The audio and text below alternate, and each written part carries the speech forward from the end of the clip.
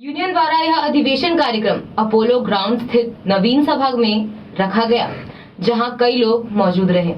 मध्य प्रदेश पश्चिम क्षेत्र विद्युत वितरण कर्मचारी जनता यूनियन द्वारा इंदौर के पोलो ग्राउंड स्थित हुए अधिवेशन आयोजन में यूनियन के प्रांतीय महासचिव एमएल चौक से कैलाश चंद्र शर्मा, रामकुमार पटेल मुख्य रूप से मौजूद रहे।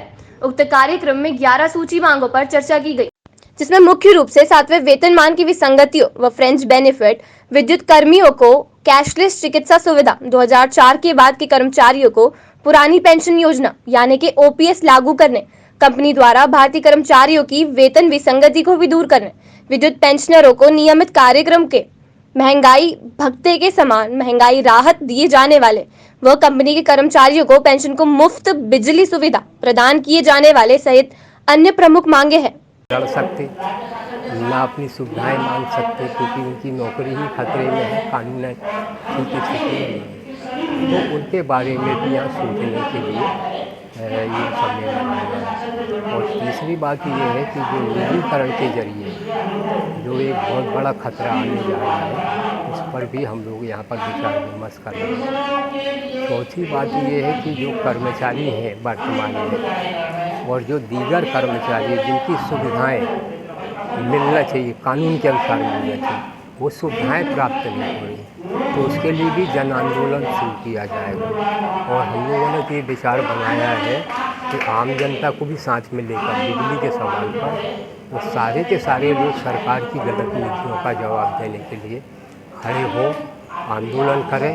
और ये उद्योग जिसको अनेकों वर्षों से यानी 75 वर्षों से लगातार मेहनत करके संभाला गया है, ये सब ढांचागत बुनियादी सुविधाएं बनाई गई हैं, इसको बचाने के लिए संघर्ष करना है। और पांचवी बात ये है कि हमारे जो पेंशनर हैं इलेक्ट्रिसिटी बोर्ड के, मध्य प्रदेश इलेक्ट्रिसिटी बोर्ड के, यहाँ पर हम लोगों की कई सुविधाएं ऐसी जो मिली नहीं पाई, कोई ना कोई बहाना बना के, कोई ना कोई अधिकारी सरकार का बहाना बना के उन सुविधाओं को जो जायज़ सुविधाएं वो दी नहीं है। और छत्तीसगढ़ राज्य जो हमारे मध्य प्रदेश से विभाजित होकर छत्तीसगढ़ राज्य बना है, वहाँ इस तरह की कोई स्थिति नहीं, वहाँ कोई पाबंदी नहीं, उनको सारी सुविधाएं मिल रही, डीए भी उनको मिल रहा है, यहाँ के पेंशनर को डीए भी नहीं मिल रहा है। तो ये क्या है, ऐसी बड़ी तकनीकी खामियाँ पैदा कर दी गई। अब देखिए, एक बात मैं अगर बोलूँ ना, तो मुझे हो सकता है आतंकवादी घोषित कर दी, क्योंकि आप चाहे जो भी अपने अधिकार की बात कर रहे वो आतंकवादी आज के समय में। नहीं तो इन सालों को क्या है, जिन्होंने कोई योगदान दिया नहीं है वो बड़ी बड़ी कुर्सियों पर बैठे हुए हैं। इनका क्या करना चाहिए बताइए। आपका परिचय सर? मैं एमएल चौक से जनता यूनियन का जनरल सेक्रेटरी प्रांतीय पश्चिम विद्युत वितरण कर्मचारी जनता यूनियन का क्या आयोजन है, आयोजन के बारे में बता दीजिए। इस क्षेत्र में जो संस्था काम कर रही है वो यहाँ के विद्युत श्रमिकों से जुड़ी हुई है, और दीगर संगठन भी आज सहयोग करने के लिए यहाँ पर आ रहे हैं। सब मिला की स्थिति ये है कि सरकार निर्दयता से अपनी नीति बना के काम कर रही है, जिसकी वजह से भविष्य में हमारे इस बिजली उद्योग के ऊपर भी बड़ा संकट आने जा रहा है, कर्मचारियों के ऊपर संकट आने जा रहा है, और ख़ास तौर पर उपभोक्ताओं के ऊपर संकट आने जा रहा है।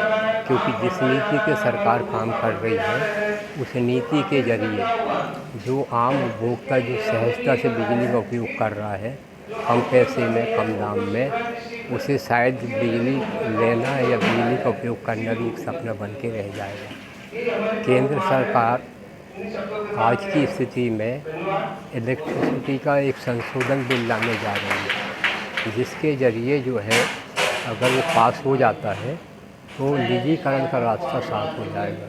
और निजीकरण का मतलब ये है कि न कोई कर्मचारी उसमें रहेगा, सब ठेके के मजदूर रहेंगे या आउटसोर्सेस कर्मचारी रहेंगे, वो मिलकर इस व्यवस्था को चलाएंगे और लोगों से कनेक्शन के भी जो है भरपूर दाम लेंगे, और न वो किसी के यहाँ रीडिंग करने जाएंगे और न किसी की पीछे चक्कर लगाएंगे। वो सीधा अपना पेड मीटर के ज़रिए लोगों से पैसे वसूल करेंगे। जिनकी जेब में पैसा होगा बिजली उनके पास होगी, और जिनके पास पैसा नहीं होगा कि गरीबी और अन्य कंसेशन के नाम पर उन लोगों को बिजली से हाथ धोना पड़ेगा। एक तो बात ये है, इस स्थिति में सरकार भी हमारे कर्मचारियों को विभिन्न तरह से परेशानी में डाल रही है। एक तो संख्या ही बहुत कम बची है।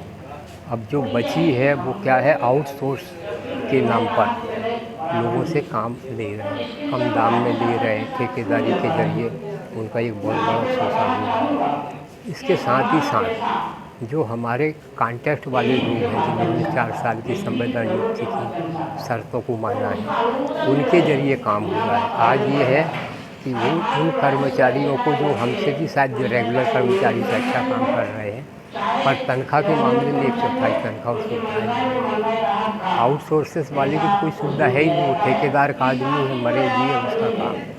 तो इस तरह की विसंगति हमारे उद्योग में पैदा हो गई है। इस पूरे परिसर में आप देखेंगे घूम करके तो चंद आदमी को छोड़ के बाकी इसी के कर्मचारी जनता यूनियन के 31वें सम्मेलन में आज यूनियन के द्वारा 11 सूत्रीय मांग पत्र रखा गया है और इस पर विचार मंथन होगा। विचार मंथन के बाद में आंदोलन का रूपरेखा बनेगा। मुख्य रूप से जो हमारे नई भर्ती के कर्मचारी हैं उनको पेंशन देने का प्रावधान नहीं है, उसके लिए भी शासन के ऊपर दबाव बनाया जाएगा। दूसरा यह है कि जो सेवानिवृत्त कर्मचारी हैं उनको डीए बहुत कम दिया जा रहा है, 31% दिया जा रहा है, 17% जो है पेंशन है उनको दिया जा रहा है। तो इसके लिए भी दबाव बनाया जाएगा कि कम से कम इसमें एकरूपता की जाए। आज पूरा कर्मचारी पूरा जीवन खपा देता है, फिर रिटायर होता है, रिटायर होने के बाद में शासन के द्वारा भेदभाव किया जाता है। सर, यदि इंदौर की बात की जाए तो कितने कर्मचारी हैं ऐसे जो 11 सूत्री मांगों को लेकर आपके साथ हैं? 11 सूत्रीय मांग पत्र को लेकर कम से कम 2000 कर्मचारी को निजीकरण का भी विरोध करते हैं। निजीकरण का भी विरोध करता हमारे महासचिव ने सर, बताया लंबे है। समय से निजीकरण का विरोध हो रहा है अलग अलग यूनियन और अलग अलग कर्मचारी संघ के माध्यम से। किस तरह का सख्त फैसला लिया जाएगा इस बार? इसमें क्या है कि सारे कर्मचारी और अधिकारी संगठनों का एक मंच बना है यहाँ पर, और ये लड़ाई सभी संयुक्त रूप से लड़ी जा रही है, अलग अलग नहीं लड़ी जा रही है। आज जैसे हमारे इस जनता यूनियन का यहाँ पर 1 दिवसीय सम्मेलन है, इस सम्मेलन के माध्यम से कर्मचारियों को एकजुटता लाना है। जो कर्मचारी हमसे नहीं जुड़ पाए हैं उनको भी ये बात बताते हैं कि हमारा कितना नुकसान हो रहा है, तो उसको गवर्नमेंट के किस साथ तरह के फैसले लिए गए आज बैठक में सर? आज तो अभी शुरुआतें हैं, अभी ज़्यादा अभी कुछ फैसले नहीं लिए गए हैं, लेकिन ये ख़ास तौर से ये जो है आंदोलन के बारे में विचार विमर्श किया जाएगा, जिससे नई भर्ती वालों को सुविधाएं कम मिल रही हैं, उनको सुविधा भरपूर सुविधा देने के लिए भी विचार विमर्श होगा अभी, और आंदोलन की रूपरेखा बनेगी। हमारे जनरल सेक्रेटरी जबलपुर से आए हैं, इनके नेतृत्व में अभी बैठक होगी, इसके बाद में हमारी बैठक होगी और बैठक के माध्यम से हमारा रूपरेखा तय होगी। आपका परिचय?